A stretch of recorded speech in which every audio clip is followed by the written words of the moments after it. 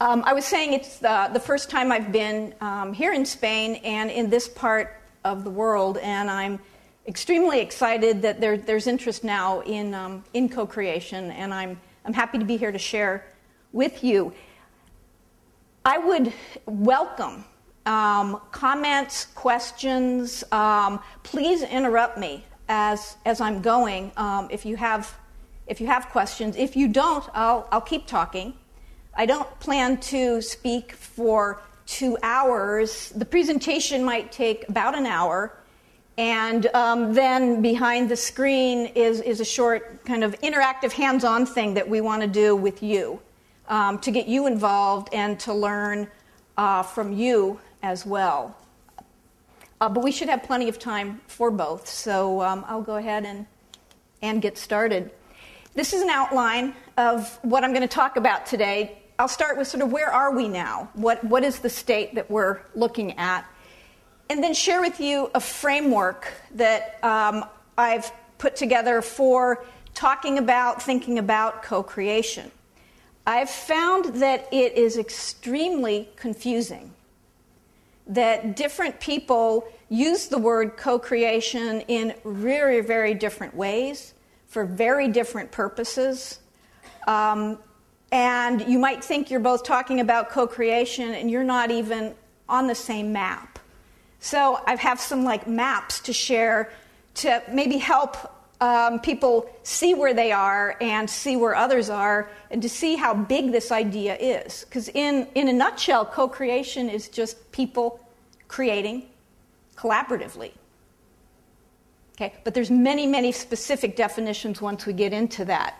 I will focus on co-creation within a design process, okay, within the design and development of products, services, and so forth, and we'll look at how it's different at different stages along that process. That's part of what leads to this confusion when people talk about co-creation. Then what I'll do is share a lot of pictures, and this comes from the work that I've done or done in collaboration with others, showing pictures of how I've been doing co-creation in the very early front end of the design development process. So I'll position where my work is relative to all the other possibilities, and then in exploring experience in the front end and participatory prototyping, show you some examples and hope to get you inspired to think about doing some of these kinds of things within your group, your organization, or so forth. At the end, I'll kind of venture off into where things might be going in the future as well. So this is just an outline of where things are. Now, this is a very traditional stage gate process. It's a very, very simplified process, and I'd say that a lot of organizations are in this frame of mind and use this process today in the design and development of products and services. So focusing in on what's the problem, how do we solve it, maybe prototyping that solution, and then iteratively going through prototypes that get closer and closer to the answer, and then eventually validating it, rolling it out, and so forth. This is the traditional process. And what's nice about it is it's simple, and it's linear, and it's somewhat predictable. And so that makes it somewhat, easy to share and to teach. But in reality, this is what's happening in the design and development process, or this is sort of a better picture of how it feels. And what's happening is that this sort of more traditional part of the process is still going on, and I'm emphasizing sort of the nonlinear aspects of it, or the exploratory aspects of this journey. But what's been happening over the last, say, 5 to 10 years is the whole front end of the process is where a lot of the interest, the money, the exploration, and excitement is going. And so there's a whole new phase. In the U.S., we call it the fuzzy front end. I don't know if that's a familiar term here. Yeah, fuzzy because it's confusing, it's chaotic, it's not step by step, it's not predictable. And what's happening in the fuzzy front end is you're trying to figure out what it is, say, that your organization could be doing, should be doing, maybe what they should not be doing. So there's a lot of exploration. There's a lot of discovery going on here. And the point is, in the fuzzy front end, is to figure out what to do next. Okay, so often that you don't know until you get here what you are going to be doing.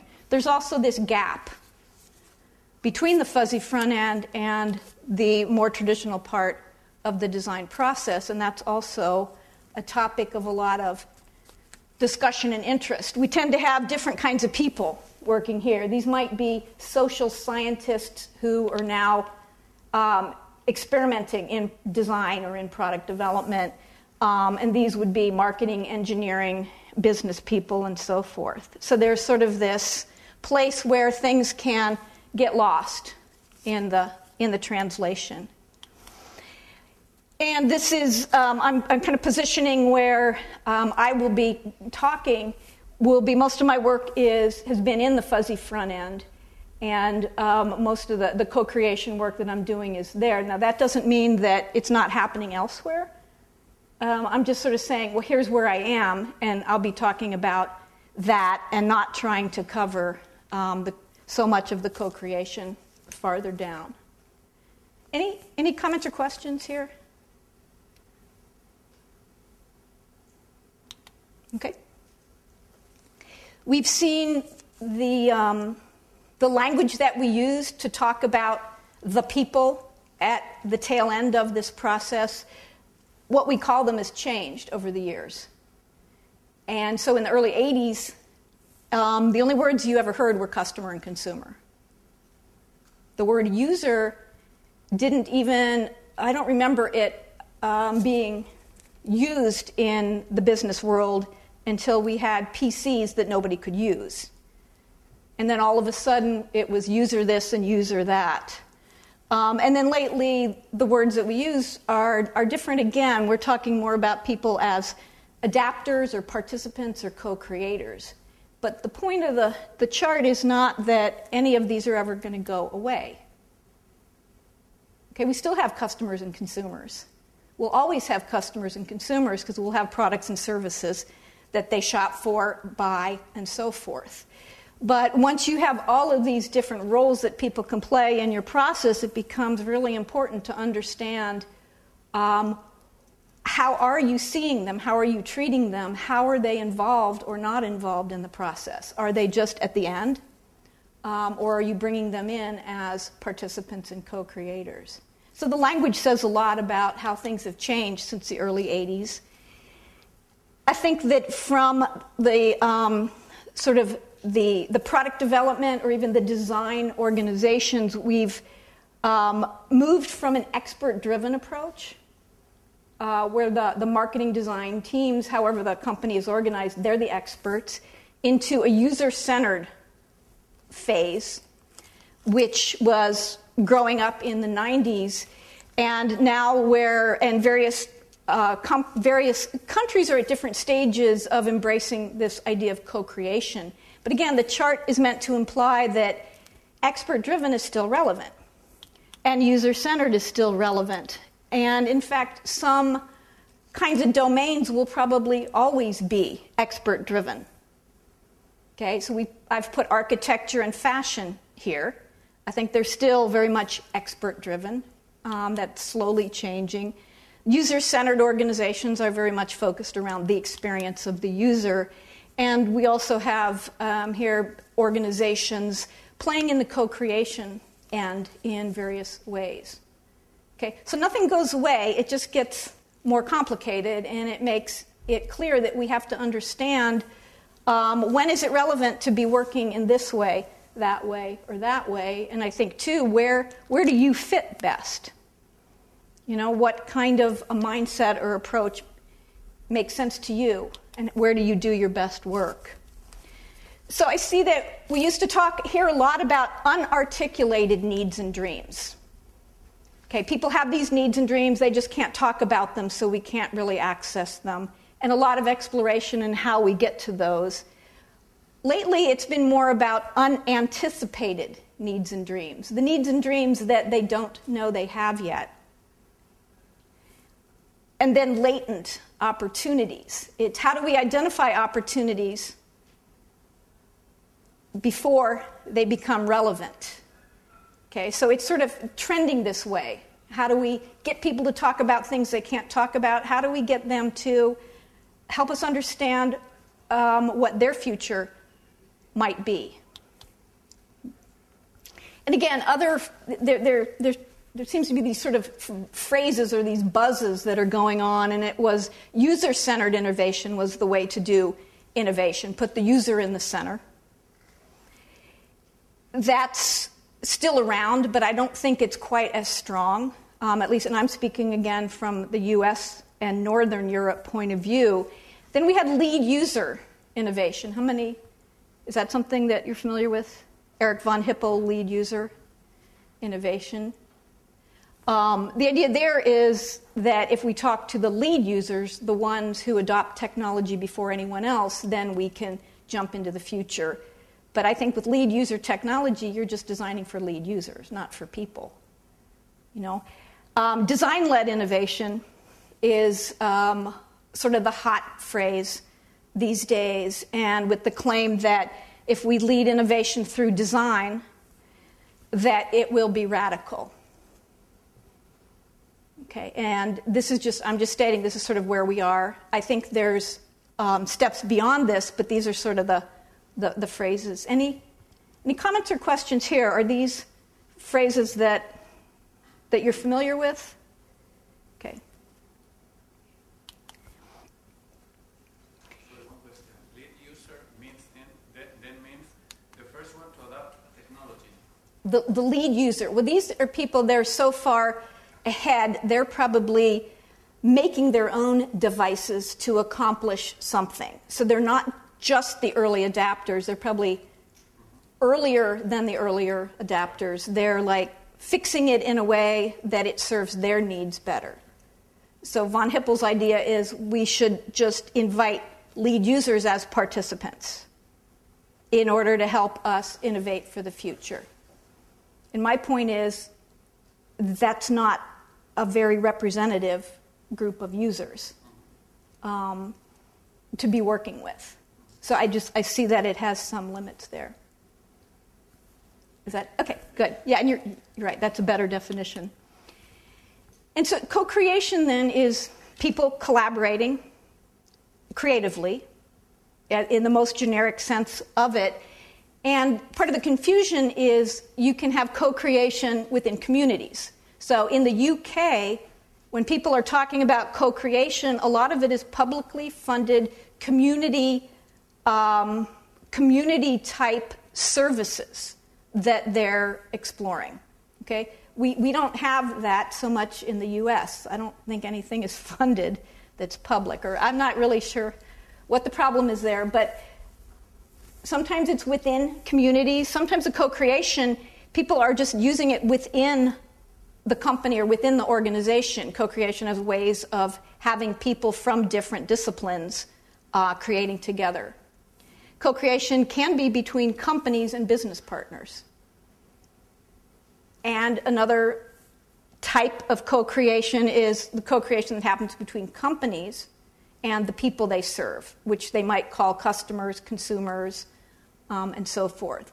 So when you get people, I was at a summit in Copenhagen about a year and a half ago, a summit on co-creation, and it became immediately clear that everybody in the room was talking about something different. We were all talking about co-creation. But it was all over the place, and it was really quite difficult to share what we were doing, just because it was so varied. Is anything missing here? Are there other places?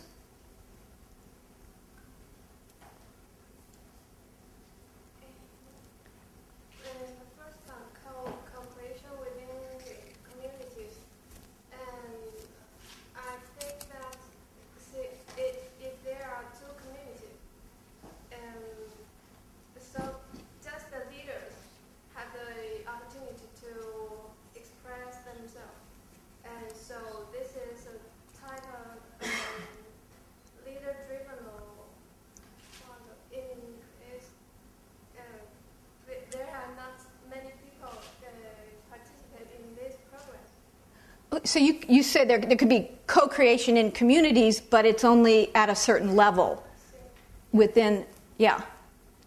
So it's not really involving the end users or the people who will be affected. Yeah, and it would be, yes, that would be co-creation. But again, there's different levels and depths, so it probably wouldn't have as great of an impact as if they had people at all levels involved. So these four types of co-creation is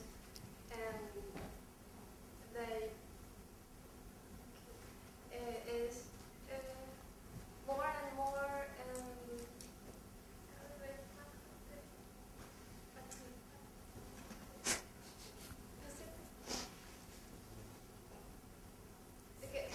every time there are more people to take part in this co-creation progress. No? I also say co-creation within communities. Just for example, just two leaders to co-create, and then inside companies and organizations, there are more people take part in this progress of creation, and then until the fourth co-creation, there are even more people. But you participate in this co-creation progress. maybe, but you could have all the people in the community involved in co-creation. And even most of what I do is co-creation between companies and the people they serve. We don't involve all the people. We pick representative people and involve them. So but the confusion is, you can have 2-3 people and they say they're doing co-creation. Well, they are. But I think unless it really involves the ultimate end user, I'm not sure that they're getting the power out that they could be.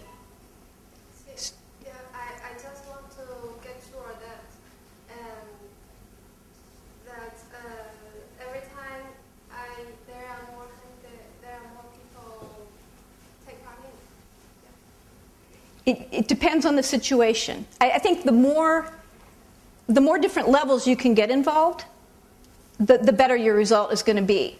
But when you're talking about populations of people, you can't necessarily get everybody involved. So you have to come up with ways of involving some of the people, and not just the lead users, but all kinds of people, so that you get a feel for the overall population. So these are just categories, and within these, there's many different ways you could do it. Uh-huh. When you talk about co-creation, you mean about is the process to define the requirements of future products and services, or is the whole development? I'm going to suggest that it's relevant across the entire development process. All the development. Yes. Okay. Yes. Although it's different. Yeah. Co-creation at the beginning of the process is different than the kind of co-creation we're seeing at the end of the process. And I'm positioning the fact that I'm more working in the front end, and I'm trying hard not to be biased. You know what I mean? By saying that that's the only way to do co-creation, or when you're doing it at the end of the process, it is co-creation. So what I'm going to do is present some frameworks and hope to get feedback on the frameworks, and hope they can help people sort out what are we talking about. Because it's very confusing right now. Who's doing it, who's not doing it, what is it not, and so forth. So, one dimension of the framework are these 3, say, levels, or 3, I don't really want to call them values, because that's implying that that some are better than others, but these are different types of value in co-creation. I've separated them into 3 levels. I think I've tried to keep them clear and simple and set them apart from one another. Maybe it's too simple, but I think we have to start simple and then move on. So I see that there's a monetary level, a use experience level, and a societal level. And I'll just define these quickly. I think you have a handout with this on, so if I go too quickly, you've got the notes there. The objectives of each type of the objectives differ for these different values of co-creation. So monetary, the objectives have to do with production, consumption, sales, and maximization of stakeholder wealth. Okay?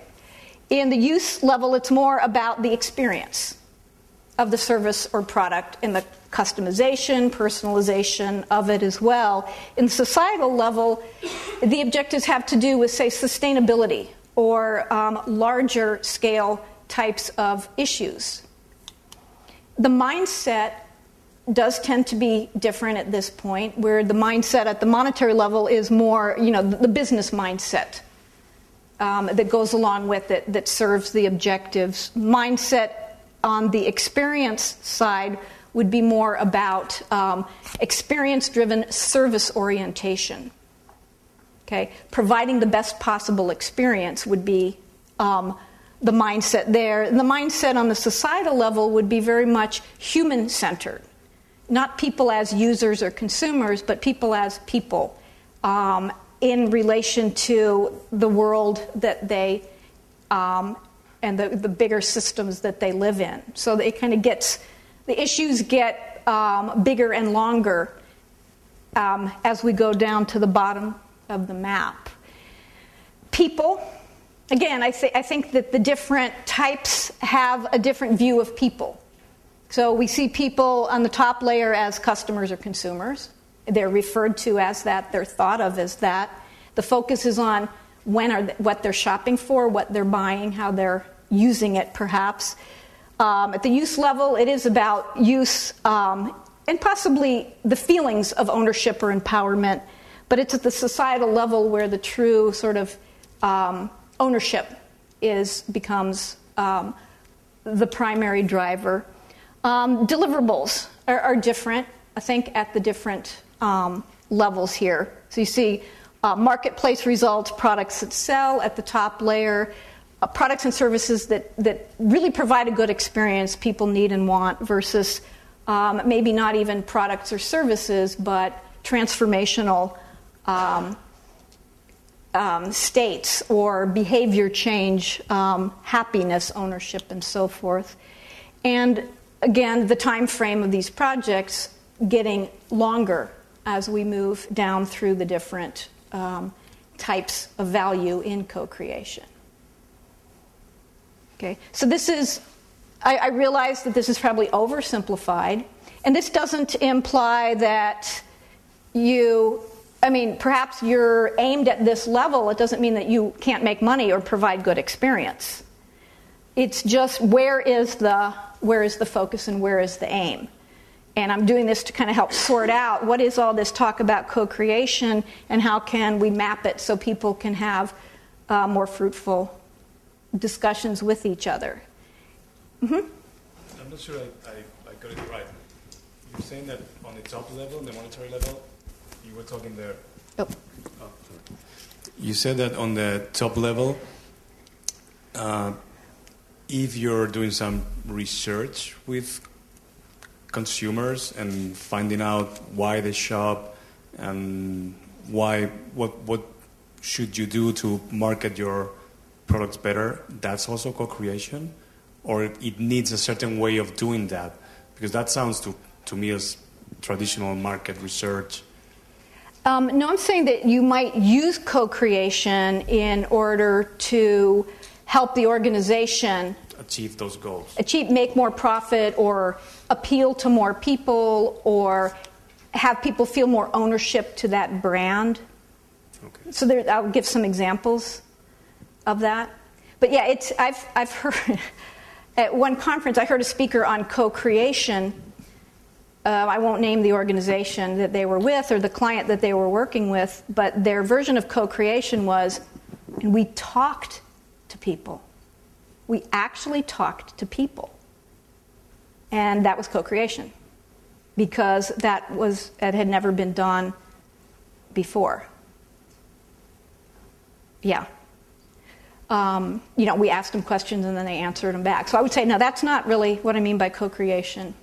And I think let's move to the other map, and then some examples might make it more clear. I don't know. Now, so that kind of says, well, there's different objectives of co-creation. What happens when we map those levels of value across a design development process? Okay, so I'm just labeling the thing you saw before, looking at it from the point of view of pre-design, discovery, design, market, and sell after sales. And I've seen that co-creation can happen through the entire process, at any point along that process. But it looks different, it feels different, and it has different results depending on where you're doing it. So what we'll do is put some examples in this map. So this map has the same 3 here, but now we're going to lay our examples across the design development process. And in your handout, we've left it blank because you might want to put your own examples, or you might want to move. You might want to say, well, I don't think she's right, I'm going to move her example, kind of a thing. And so we'll kind of start on this corner. Doritos, from the Frito-Lay company, did a very, quote, successful co-creation exercise in letting people name a new brand of Doritos. They had to offer an incentive, the best name got the prize or whatever. But that's co-creation. It was a big, massive online exercise. They got, I don't know how many names. But it didn't have anything to do, in terms of the design process, it was sort of an after-sale activity. And it was really to drive attention to the brand. They didn't need to use co-creation to name the chip or whatever, but it was hugely successful in letting Frito-Lay say, hey, yeah, well, we're doing co-creation. And they are in that sort of space. Firefox, a browser, they had a very successful campaign where they invited people to create 30-second ads for the browser. And it's a little bit over here because it's more about the ads were to entice other people to at least go to Firefox, download it, and try it out. And it was sort of focused on not just driving them to the brand, but getting them to go to try it to see what it was like and so forth. Spanair, that you're familiar with, Mercedes helped me navigate it. It was in Spanish, but they have a big co-creation campaign, which is apparently about collecting ideas online. But we weren't sure what happened after they were collected. There didn't seem to be, use of the ideas or feedback or whatever. So we think it's about, marketing and selling, but we're not sure really if it's anything other than just saying they do it and so forth. It isn't really reaching into the use levels where my Starbucks, it's a similar idea. Send us your ideas about what we could do better at Starbucks. But what they do, if you go to their website, is they post all the ideas, they rank them, they rate them, they make categories. And I was just shocked at how broad and useful the ideas were. It was really kind of surprisingly interesting. So they've taken the same idea, but they're just doing it a lot better. Ikea here, putting it there because of their long tradition of selling you the thing not finished. So the co-creation is just right here. Well, actually, no, it should be even. You pick it up at the warehouse, you take it home, and you make it yourself.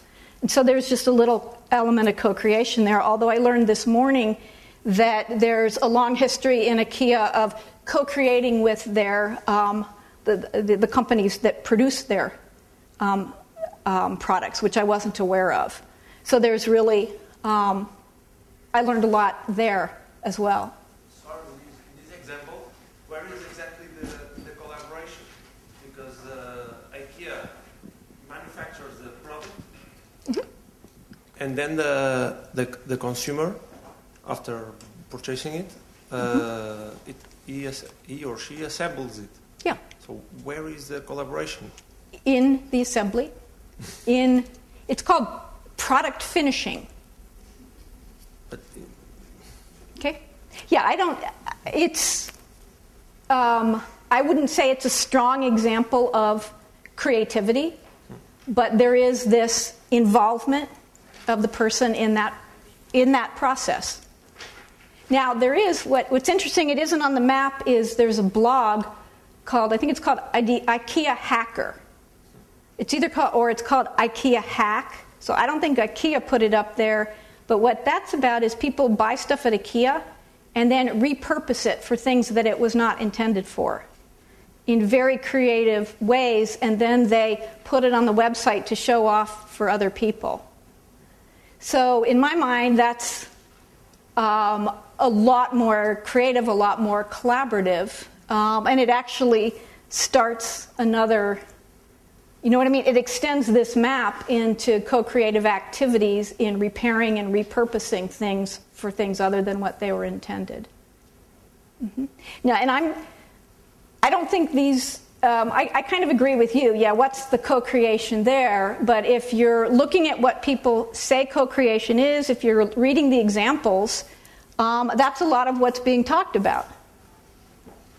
Things like IKEA, Starbucks, and so forth.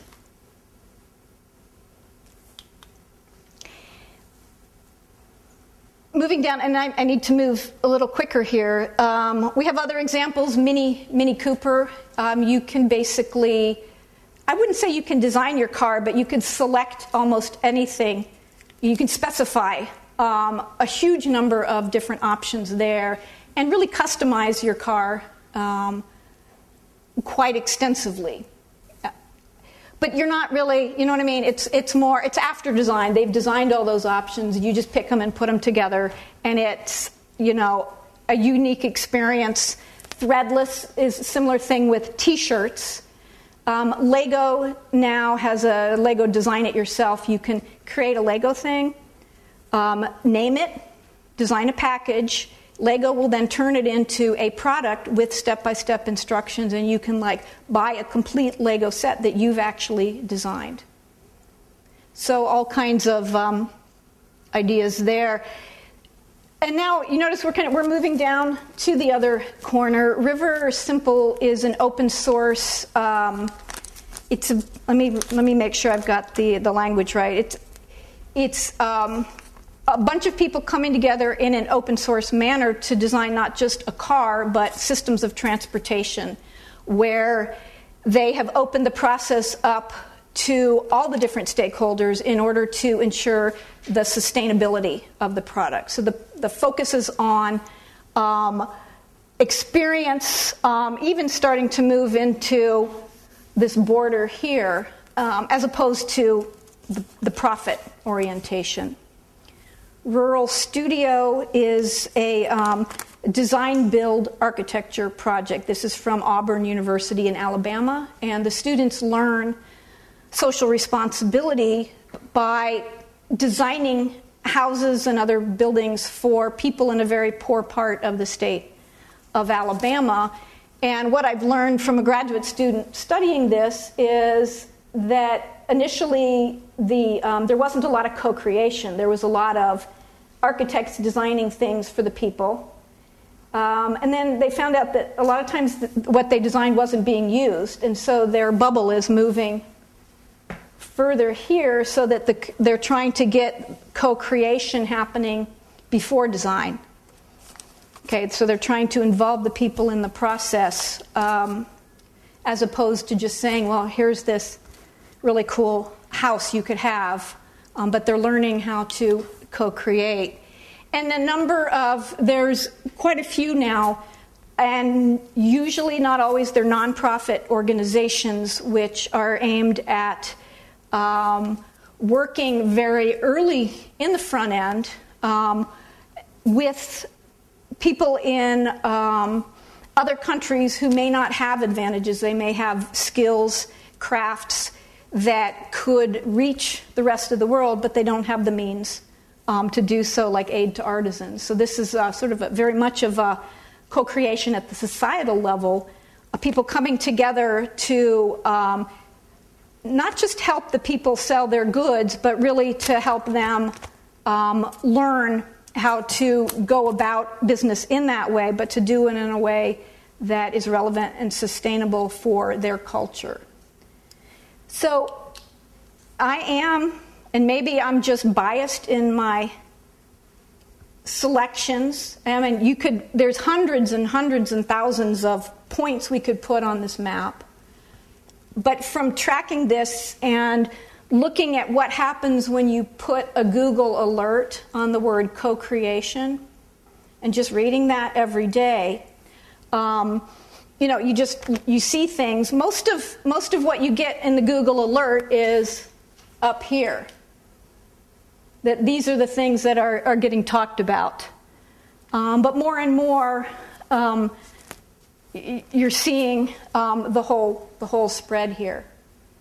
And so I am suggesting that there's a relationship.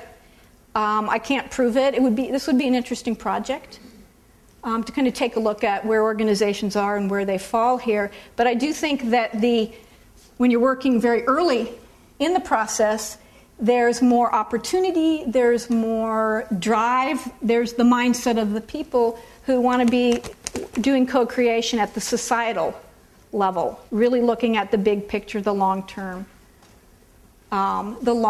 scene. Whereas, this is co-creation, but it really is more about getting people to notice the brand, getting people to stay with the brand, maybe getting people to talk about the brand to others as well. Comments? You say there's a trend of companies working towards the left of user experience now, or is it just... I don't know. And you know what? I don't know. What we're going to do is I'll show examples. I'll show a bunch of pictures, show you some projects, but we're going to do this map with you. And we're going to kind of see where do you position yourselves on this map? Where do you think things are? And maybe some of you will need to understand sort of, are you a student? Are you a business person? Where are you? But we'll be asking you, where are you? Where do you want to be in the future? And we're curious, is there a shift? I don't know. Do you think there is? Yeah. Okay. Any questions? Okay. I'll move quickly here. There's a lot of pictures. My focus is on the fuzzy front end, so that's what I'll show. And in the fuzzy front end, remember, we don't know what we're going to be designing, producing. And what we find ourselves doing there then in the fuzzy front end is exploring the experience of people, of the people that we might be serving through products, services, or whatever. And if you're working in the front end more at the experience and societal level, you would be, you're using a co-creation approach. And I've found that in order for you to do this successfully, the mindset that you approach this with is actually much more important than your background, your experience, or your discipline. Okay, so the mindset is crucial. And if you're working at the front end in co-creation, it is necessary to believe that all people are creative, that all people have dreams, and that people will fill in and project their needs and dreams and fears onto ambiguous stimuli. And I'll show pictures of what I mean there. Okay? So if you're in the front end, inviting them in as co-creators, well, you have to bring out their creativity in a number of different ways. Okay? So we are bringing them in to the front end to co-create with them, and really what we're doing is exploring experience from their point of view. The point here is that experience is something that's very subjective and personal. Okay, so it's not that we're designing experiences for them, we're understanding their experience. And you can see here that the experience the little dancer is portraying is not the same experience that's being received. Everybody has their own experiences. Okay, so it's actually quite a challenge to understand experiences of other people, but we need to do this if we're working with them in the front end. Okay, so in co-creation, we're not designing for them, we're co-creating with them. And so we need to understand how they see experience. And so this model of experience is saying experience is focused on the moment, like right now, but how you perceive the moment is determined partially by all of your past experience, like why you're in this room, at this school, why you're here tonight. A lot of that is influenced by the past, but the current moment is influenced equally by the future that hasn't yet happened. Okay, so that's a little weirder to think about, but think about your dreams or your goals and how your dreams and your goals have an influence on maybe what you're taking away from this lecture, and so forth. So experience is about understanding people's, whoever we're co-creating with, we need to understand their past, their current, and their future experiences. And so the methodology then is focused on getting that kind of information from people. And it's not the kind of thing that people readily can describe to you in interviews or surveys. And it's important here, too, that we're looking not just at the bright side of memories and dreams, but we're also looking at nightmares and fears.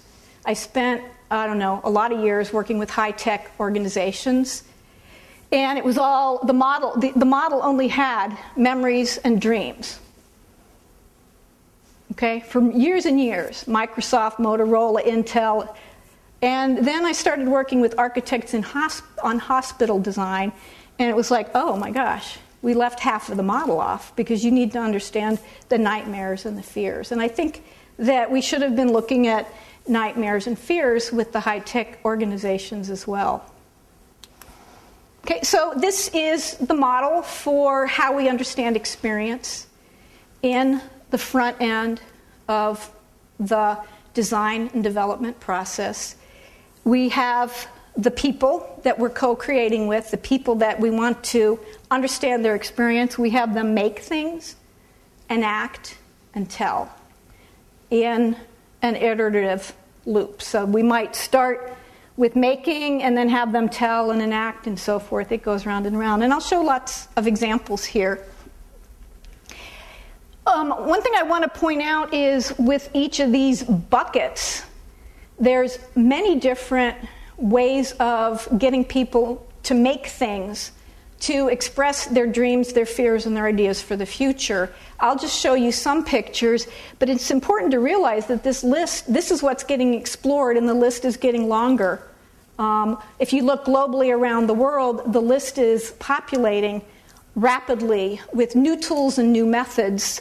So we have two-dimensional, three-dimensional. We have all kinds of things we get people to make in order to understand their experience, to bring them in the front end with us. So this is a picture of a two-dimensional image collage toolkit. Okay, so we prepare designerly materials that people can use, and then this is a typical picture of how we would use the materials. So we don't have people in this situation. They're coming up. They're people from different disciplines, collaborating, co-creating on a future vision for a hospital. So nobody's language is favored. It's not about the architect or the engineer or whatever. Everybody's using pictures and words. And everybody has equal access to those images. And so the creation then, the tools enable them to share a common language. The tools spark ideas, sometimes even just which pictures land next to which other pictures are things land together and ideas emerge. So it's sort of like a big table with, 12 different hands all making together. This is a situation with highly skilled people who are used to working in this manner with each other. And so here we don't even have pictures or words, we just have shapes. And they're using these to, in this case, this is a group of university people in Linnaeus University in Sweden, and they're figuring out how to work transdisciplinarily within their organization, building very abstract sort of models. Sometimes the toolkits are much more concrete. This is a toolkit about co-creating the ideal patient room in a hospital.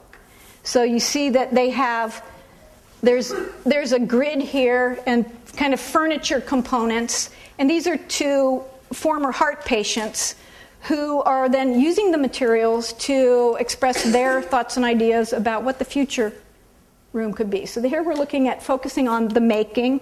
This is what they've made. So they make it and then they present it to us, and we understand, for example, what these things mean, and the hearts tell us which are the ideas that they felt are the most powerful or the most important. People come up with so many ideas, we have to have them help us sort them down. With nurses on another, I've been working with architects in hospitals for a while. We wanted nurses to reimagine the flow of information, materials, and people within a whole unit, a whole floor of the hospital. We didn't want them to design the floor. We didn't want them to place rooms. We wanted them to think about the flow. So you see the toolkit here prevents them from designing a floor, but gets them thinking about the model, the flow of the materials. This is a different group of nurses. We're exploring the patient room, the walls. There's walls here, they're transparent so we can see what they're doing, but the constraints are real in terms of the size of the room. That's already a given on the project. But what happens if you've prepared them for this creative session, and the way we prepared these nurses to engage in this creative session is they filled out a workbook about how they work, and then they spent maybe 20 minutes complaining about everything they hate about how they work. Then we said, okay, it's your opportunity now to make something that would work better in the future. So these three women work on different floors in the hospital, which means that they haven't ever worked together. They've never collaborated because they're with different patient types. But having shared those complaints, learned a little bit about each other, they were able to make all these decisions for us in 12 minutes. Okay? So all of these, and to agree, to collaborate collectively on all of these decisions in that amount of time is, that's a huge amount of decisions and extremely important and useful for the interior space designers and the architects to see and to hear, not just what they ended up with, but the order in which things happened.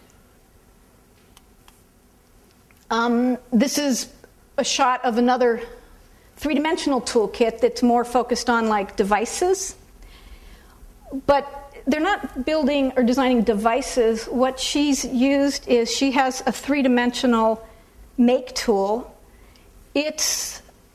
She's been thinking about her home life, what's working, what's not working. She's dreamed about and made collages about how she wants to live in the future. And this is the device that will help her do it. Okay, so this is really a physical embodiment of her dreams. And she's telling us what it does. Not how it works, or not what it would really look like, but she's telling us what she does with it, how it makes her feel. Okay, so it's a way of inviting her into the process very, very early. Okay, at this point, the client doesn't know what they're going to be making, but we can hear, you know what I mean? It's just like seeing her dreams come real. this was a very, very, very big toolkit where we had hundreds of pictures, a bunch of words you can't even see, and then, so this is an entire wall of parts and pieces and three-dimensional things because we were exploring hand-washing behavior in public places as well as in hospitals. So we needed a toolkit that would enable them. See, what they've done is they've created the sink area in a public restroom. So they've built themselves a stage that they can play in, and then taken the parts and the pieces and came up with a really, really sophisticated system for helping ensure that people wash their hands. Okay, so it's about the making, and here what they're doing is presenting, telling the story. And I like, in the pictures you can kind of see that they've been very engaged, they're very proud of what they've come up with.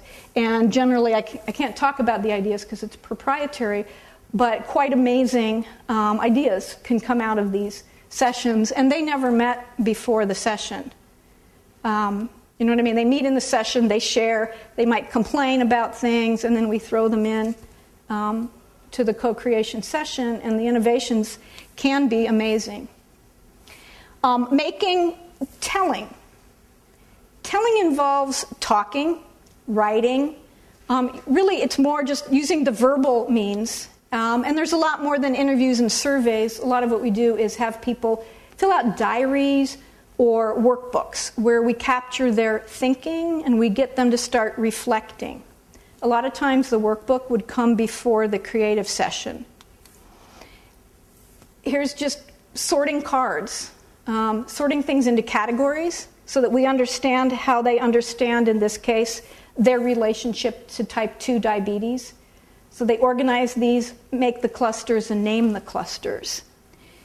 Here, a nurse is showing us on a floor plan what she does where. She's taken pictures of herself at work and others at work and annotated it.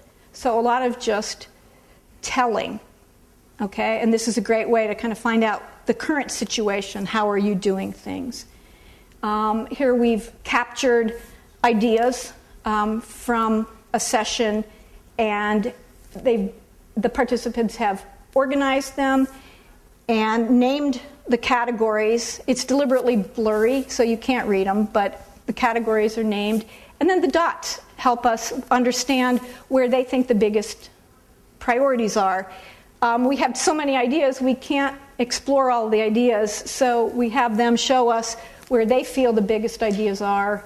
And then we'll say, pursue those with the three-dimensional toolkit, where they can build their ideas out. In the hand hygiene project, another method that we piloted, because you always have to keep piloting methods here. We took, how many of you are familiar with Post-Secret Confessions? It's a blog or a website where people send in confessions. And it's really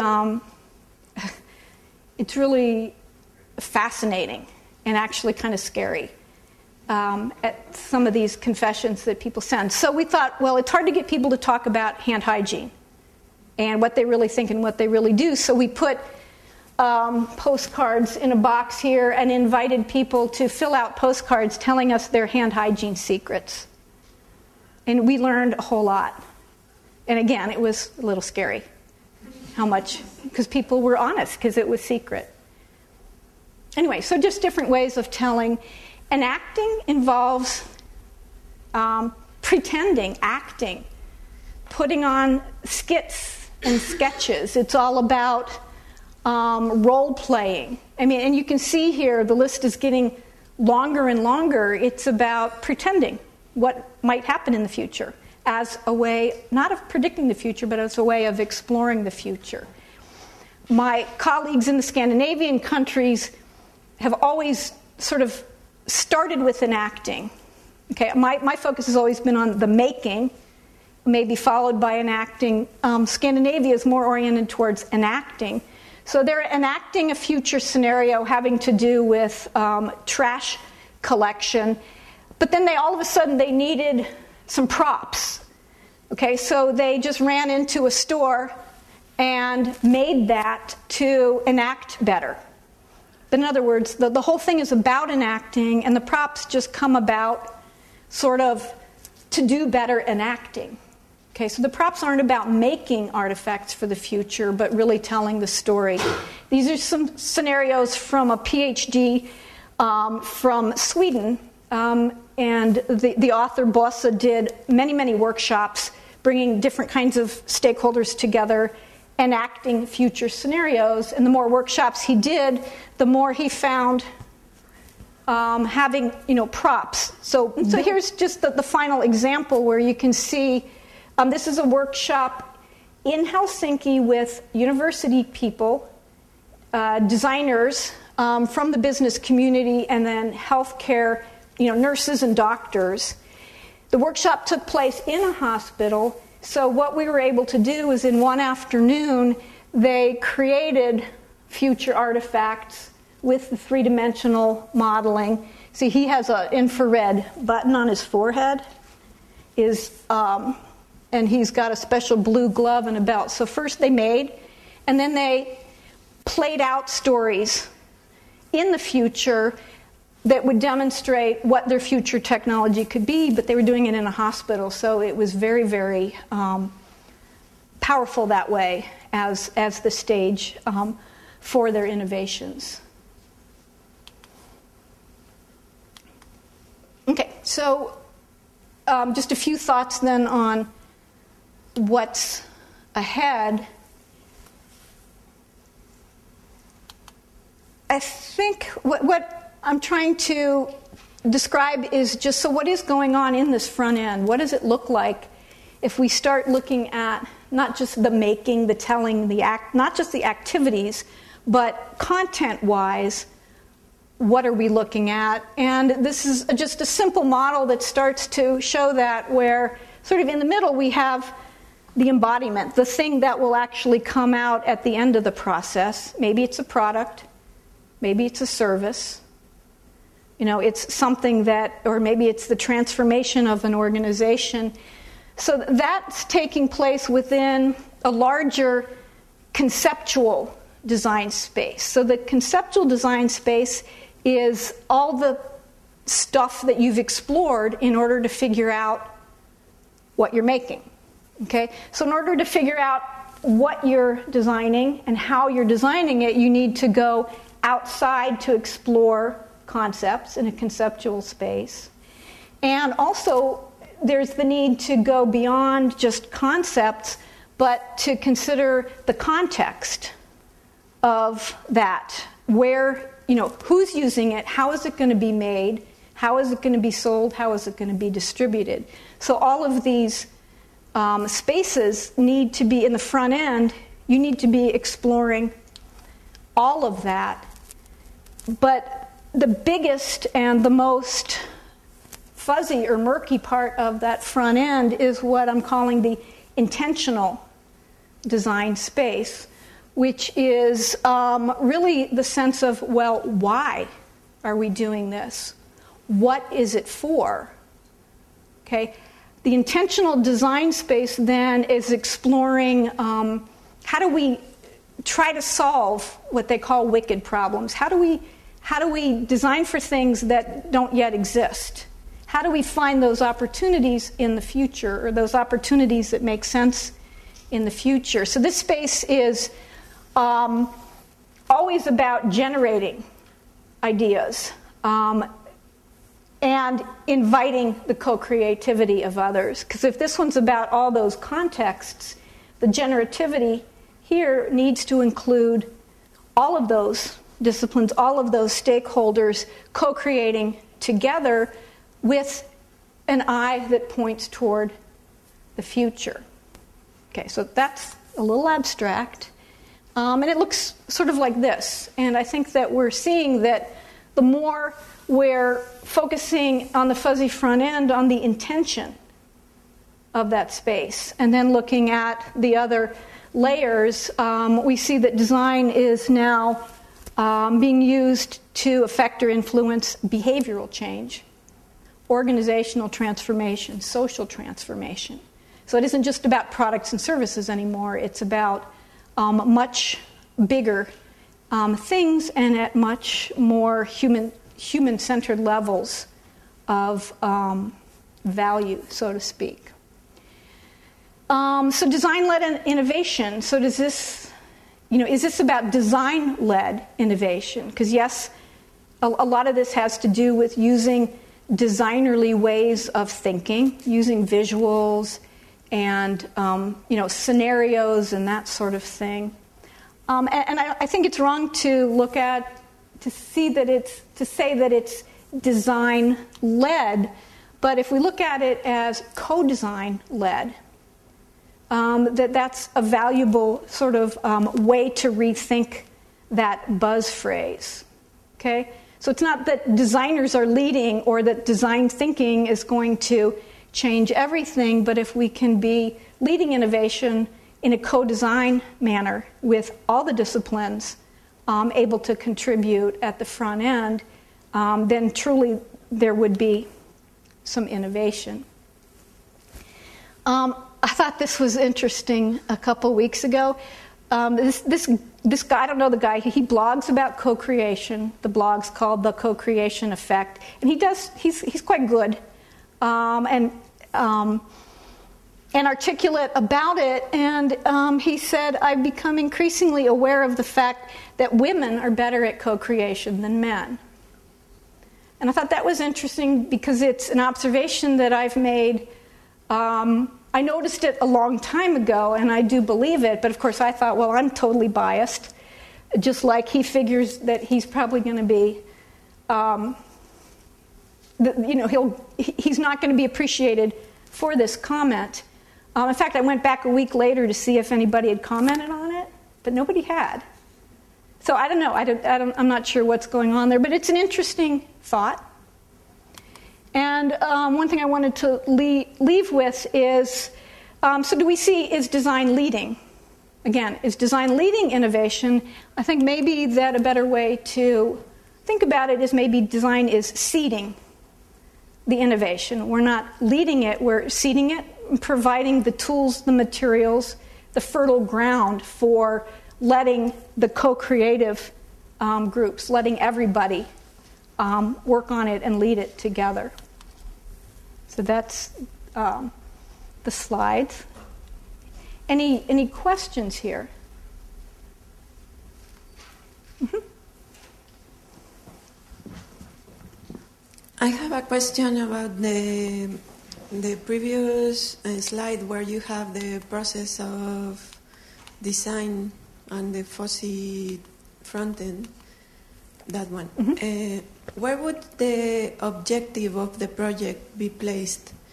Right at the beginning or after you have done all this co-creative research? Because you said that you do this research and it's fuzzy and you don't know where you're going to end. So is the objective placed afterwards with the findings of that research? Or do you have a specific objective before starting the research? Well, there'll be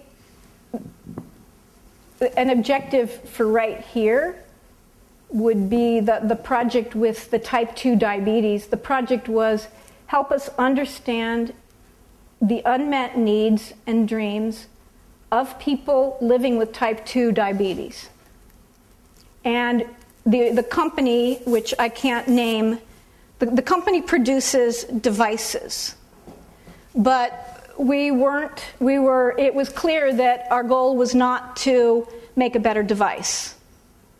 Our goal was to understand the needs and dreams, to bring them into this process, to innovate in that industry. And at this point of the process, it became clear that the direction was, I would say, more about a service than about a device.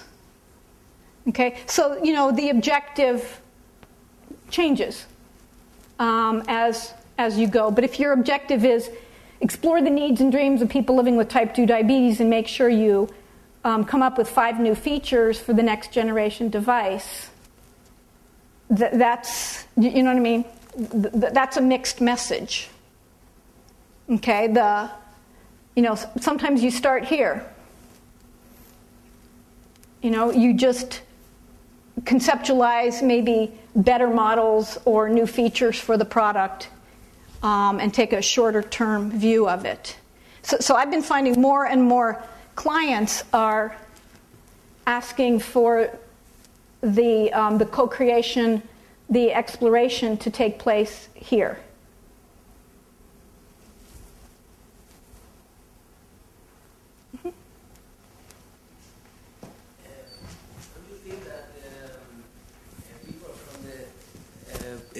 People from the development process should be included more in the fuzzy front-end process, because always when the fuzzy front-end creates something, then they have a lot of problems when they crash with the development process. In the work with architects and hospitals, well, Chris, here even I would say when you're designing a new hospital, you're not here. Okay, because you already know that is the end goal. But you might open it up to here, but we're using the tools and techniques not only with the patients and the family members, we're using the tools and the techniques with the people within the hospital organization as well as within the architectural practice. So it isn't just about getting the end users in, but it's really about helping here, the contextual level, getting all of those stakeholders in the front as far as we can, and giving them a way to communicate with each other in a language that they can all use. So the example, some of them are more about end users, some of them are more about internal co-creation sessions, and with hospitals, it's all of the above. Yeah, it's so the thing is to create a common experience, no, in a way of understand each other, no, that's what you mean. Common what? Common experience. A lot of times it starts with a common vision. And then the vision is, it's an iterative process. It might start with vision, and then it might be alternative experiences are explored. Eventually, then those experiences would lead into, say, rooms or units or physical things, or even, the more physical aspects of the service or the experience. So it usually starts with vision. And in a hospital, we try to get the vision to be about patient experience, as opposed to a vision of the brand of the hospital, or a vision of, the architecture. And that's been a challenge working with architects. To drive the vision from the point of view of the people is not something that, it's counter to the way they think. So the vision is usually human-centered.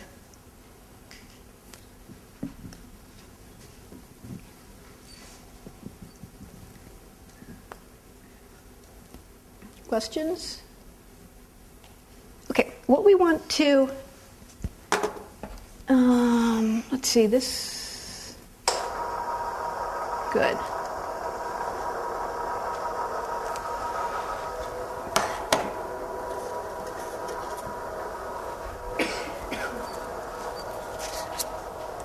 We wanted to come back to this map that we had earlier and get a feel from you as to where you are on the map in your, say, your work, your teaching, your writing. If you had to put yourself someplace, that would be, the green dot is for, this is where I am now. And the blue dot would be for, if I could do what I wanted, the blue dot would show what direction maybe you're happy exactly where you are, you would put both dots in the same place. But here's the opportunity to say, in my blue dot, it's like the blue sky, I would like to explore this area, or this is where I think things should go, where I'd like to spend my time. And we just want to do that and to get a feel for, is there a shift here? Is there a pattern here? We did it earlier today, and we had everybody come up and put their dots on and draw arrows, and it was really confusing. And we didn't know whose dots were whose. So what we would like to do, if we have willing participants, is to have you come on up, tell us who you are, put your dots up, and tell us why. Because we're just trying to understand this map and to try to get a feel for where you are. So that's the idea, is to just get as many of you up here and then see if there's any patterns, and maybe it's just a sharing between you. But we will need volunteers to do that. Who's willing? Okay. But you do have to come up. And then what we'll do is we'll draw a line to connect your dots. So the green, okay? Hello. And your name and what you do? My name is Leire. I'm a teacher here in the school, in the AOE, but also have a company, and we do, events and all different things around children book illustration. Mm-hmm. So we are now, by the way, offering our participants, our students, the people who follow us, to participate in a contest to create a brand for next year's big event, what we call Illustratur. We need an image. Mm-hmm.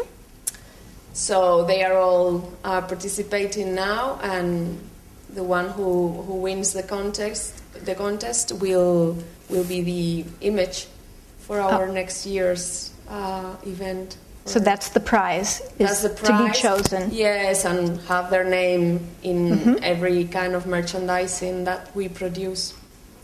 Yeah. And also have the event is expensive, so they will have it for free. Mm-hmm. So I guess we are somewhere here. User experience. Just as long as you can explain it. I think. Yeah. Again, I thought of ourselves when you talked about the Dorito brand thing. Yeah. So, maybe it's not just some brand thing, but it's a little bit more. I think it's somewhere here. Okay.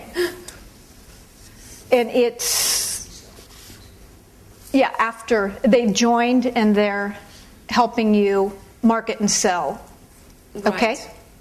Good. But we would like to move on that direction rather. But we don't. I mean, we would like to involve people before creating the products or the services. Okay. But it's not easy because we have tried a little bit, and people don't take the responsibility, and we are kind of scared of lowering down our quality just because of that. Mm-hmm. So we would like, put where you want to be. We would. I think somewhere here, I guess. Okay. In the I'm not defining myself very well. But no, I think that you can do that. Yes. Good. And then let me draw a line to connect so we know. Well, I'm sorry, the line's not too good, but it's okay. Good.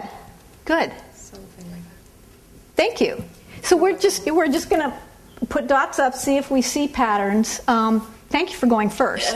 I think that makes sense. Oh, and I didn't say, maybe your dots don't have to be on this map. You could be off the map. Yeah, you can even be here, but we can't write on the wall. Thank you. Okay, let's get some more, especially somebody who has different dots in different places. Okay?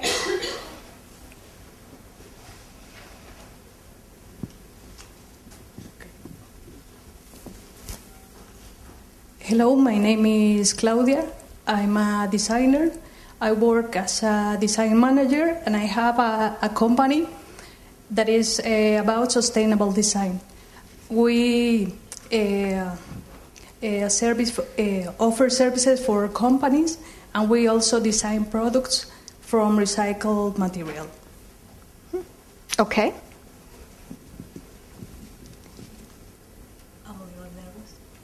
Huh? Anywhere you want. As long as you can explain it, you can be anywhere you want.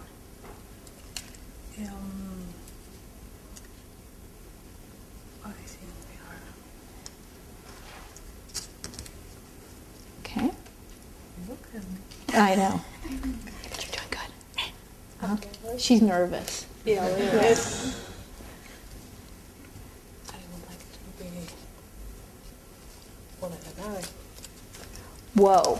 I would like to okay. Now, can you describe that? This is where you would like to be. Well, I think we can put the green dot here because we work and co-create and co-innovate with other design companies in a interdisciplinary way. Okay. So we work with some other designers, scientists, and marketing people, and all that stuff. Mm-hmm. And we design our products working with providers for materials. So we design, I think, in this level.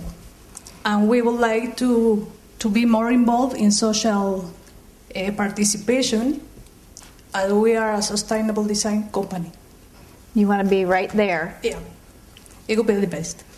Very good. Thank you. Good. Good. Who's next? Okay. I'm going to start picking on the guys. Hi, I'm Fang Chen, and now I have an online shop of baby product, and so I think I'm now here, and because we just buy things from distributors and then sell them, and but we have a beautiful dream, and we want to in the future design our own product. So I think in the future we will be in the design part. Okay. And is this co-creation within your group then? Or are you co-creating with the people who will buy? But I think for its online shop, the co-creation part happens in the part of marketing online, and some design of, for example, advertising in our shop, and then it will happen. It will be happening more later, mm-hmm. and more earlier in the design process. part. Okay. In the design part. Okay. Thank you. Good. Thank you.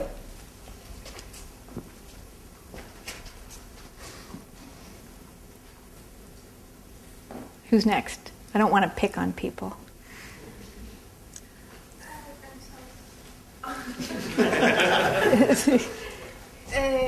I want to sub one sentence. And nuestra tienda es papabebe.com. Oh, Oh, she was so, okay. Why not? She had the microphone. Okay, let's get some more up here. Good, okay.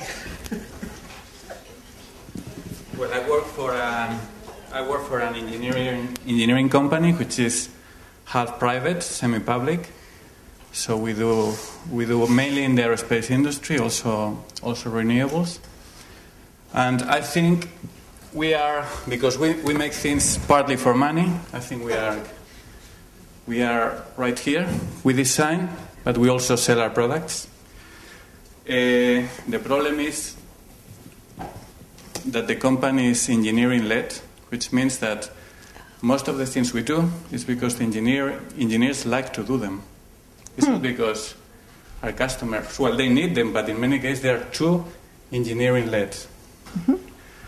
Because we are public and we're semi-private, I think we should be right here. That means before we decide to develop a new product, create a new technology, we should look at the needs of the people that are going to use them, at the companies that are going to use them. So it's a big step. That's a big jump. Gap. That's a big Very jump. difficult to do. Yeah. Good. Thanks for sharing that. Yeah, that's a big one. Good. Let's have some more. I mean, I see a pattern, but you don't know. Anybody? Okay.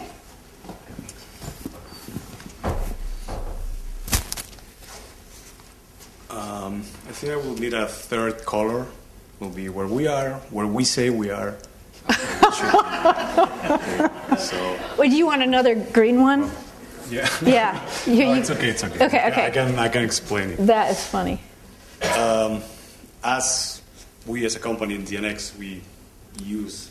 Mercedes is part of our company, and she brought this knowledge to the company. So I would say we are somewhere over here, even though we might think of ourselves, or even we might speak that we're down here, but really the clients don't really understand what they're doing. They're co-creating, and they're bringing the users or the customers, or even some people from their groups to actually work with the clients, but they do it for basically the wrong reasons. And they're always thinking of short-term marketing. They're not really trying to change as deeply as they should, I think. Mm-hmm. And I think we should go somewhere over here, because even for them, I think even for the monetary reasons, you're going to find more space here in the future. You're going to find better markets, different speech, more enriching for themselves, for the companies, for the people who works in the companies, to retain the talent. So for many of the reasons they think they're doing this, they should be doing that. Yep. Doing that. Thank you. Good. I'm going to put... There must be somebody who wants to go the other way. No?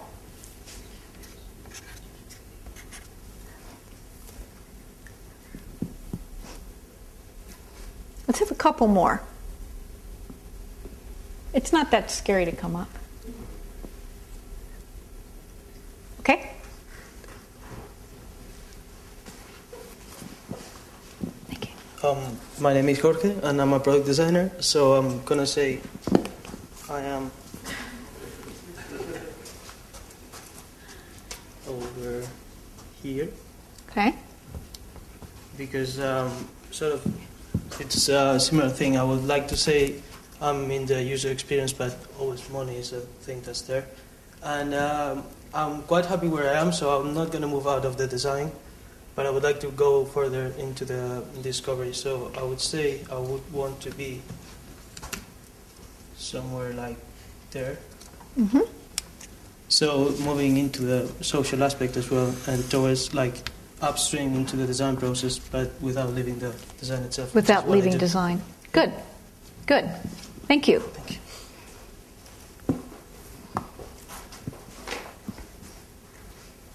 No more.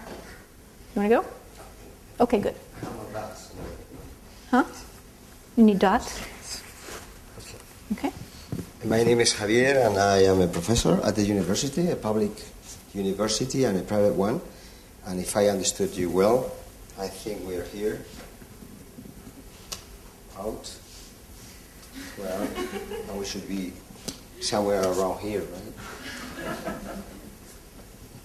You. Why? Yeah, I mean, do you think that, or? Yeah, I think okay. so. Yeah. Because we are not collaborative at all with the students, which has, they are supposed to be our clients or, the ones we work for, right? So you're not on the map right now? I think we are not. Thank you. Thank you.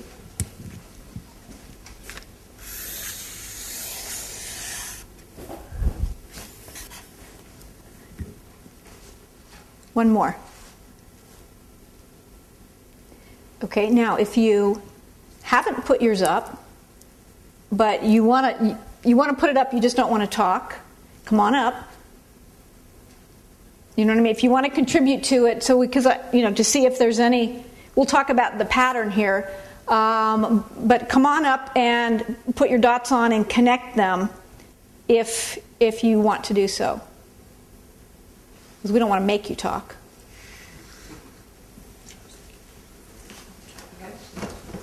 Okay? And you don't want to talk. You want to talk? We are here. We make some cooperation with other teachers and some students, and we like to be here. So the patron is that. Okay.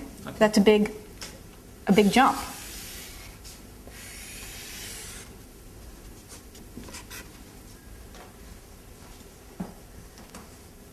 Okay, any other, you don't have to explain it, you can just put the dots up.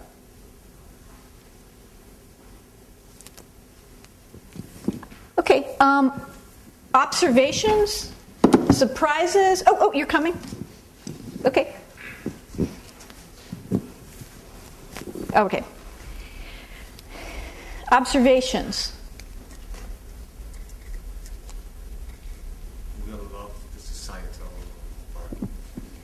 We're in public. We're pretending we're better than we are. Say that again? No. I'm saying that we all love the societal part, but I think that's because we are in public and we're pretending to be better Okay. than we are. But a lot of the people weren't representing like companies or, Yeah, but I think that's more a desirable space. That part there is where you will love to be. Who doesn't want to be a better contributor to society and make it more livable? Oh, I think a lot of people in America don't. Well, you American people are strange. I mean, I could see a lot more focus on money. Yeah. Yeah.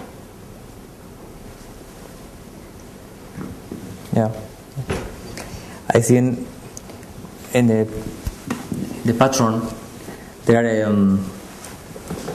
in some of them there are the same patron because all of them want to co-create at the beginning of the process. Right.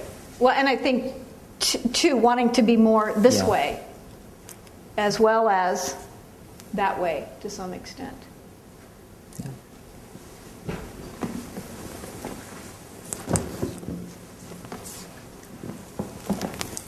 Okay.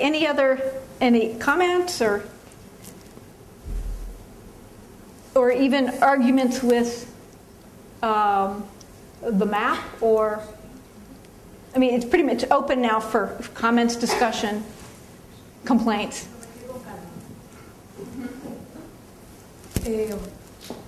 I think in a different way, the social thing doesn't have to fight with economical reasons or values or whatever you wanna say it, and it depends on the values and the DNA of your company. And if your company have a special interest into co-design, co-innovate, and collaborate, it's because we think that those values are gonna produce positive experiences for the users and to give us money. Yeah, so you're saying right, this doesn't mean that these aren't delivered. I mean, it could come out of it, definitely. But could you ever, if you're focused here, are these going to come with it? Not necessarily. Not necessarily, right. Okay. The other way around. Maybe you are in the societal corner or in the user experience, and you can have also the monetary behind it, at least for survival. Yes. Yeah, you have to survive. But I guess with the monetary, some of it's profit driven. Doesn't necessarily work down. It could, but right, not necessarily. If you don't earn money, it's not sustainable. Right. Right. Yes. If you don't live from your work, it's not sustainable. So okay. It will be contradictory. Repeat that. Just if you don't. If you don't earn enough money to be sustainable, you are not sustainable. Yeah. I don't think they're in any way opposed. What I think is represented, and I'm not sure, but I understand it, is you better start looking for more sense to your activity than just money as a company.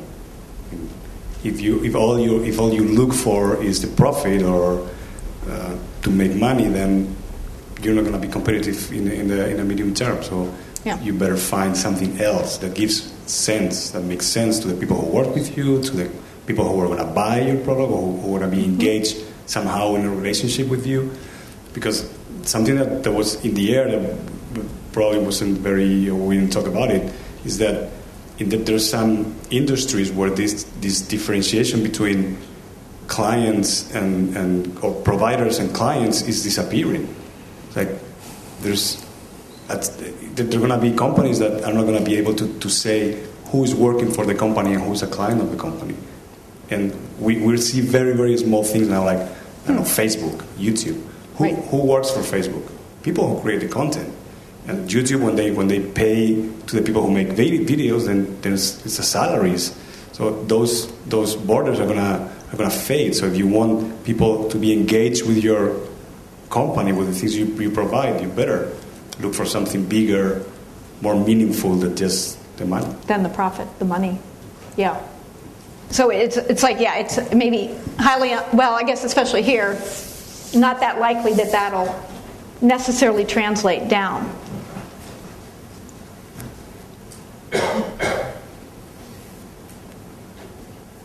Good. And again, the map it's a first, it's a draft. So it's not saying that is the way it is. That's a map to use for talking or comparing or discussing. If you want to take the map and change the map so it works better for you, then it's your map. But I like to make maps because then you can kind of see, oh, I'm here and you're there. No wonder it's so hard to work together. Or no wonder we don't agree. So keep in mind that it's a draft of a map. And I'm just trying to resolve some of this confusion around co-creation because it's a very, very big idea right now and very confusing. So hopefully I haven't made it more confusing. Anyway, so that's it, unless there's any other questions. Okay.